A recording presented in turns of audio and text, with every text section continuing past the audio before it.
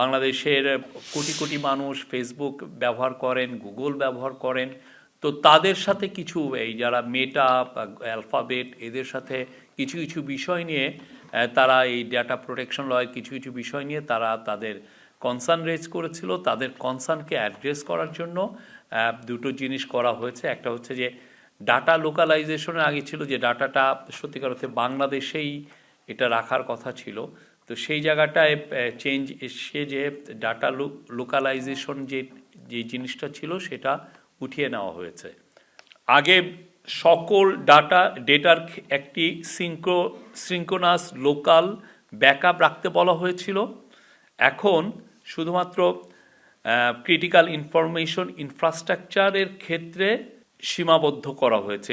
এইটা মানে এই জায়গাটায় শুধুমাত্র আপনি বাংলাদেশে আপনার একটা এটা রাখার বিধান রাখা হয়েছে। এটার একটা কপি, রিয়াল টাইম কপি এটা রাখার একটা বিধান করা হয়েছে। আর পার্সোনাল ডাটার ক্ষেত্রেও কিছু রেস্ট্রিকশন আছে। আর আগে কোম্পানি কর্তৃক অপরাধ সংগঠনের ক্ষেত্রে কারাদণ্ডের বিধান ছিল, সেটা উঠিয়ে নেওয়া হয়েছে। এটা এখন অর্থদণ্ডের বিধান শুধুমাত্র থাকবে। এর ফলে আমরা আশা করছি যে বাংলাদেশে আরও বিদেশি ইনভেস্টমেন্ট এগুলোর ক্ষেত্রে, ডেটার ক্ষেত্রে বা অন্যান্য আরও ক্লাউডের ক্ষেত্রে অনেক ক্ষেত্রেই আমরা আরও কিছু ইনভেস্টমেন্ট দেখতে পারবো, আরও বেশি ইনভেস্টমেন্ট, এবং এটা আরও ফরেন ইনভেস্টরদেরকে অ্যাট্রাক্ট করবে।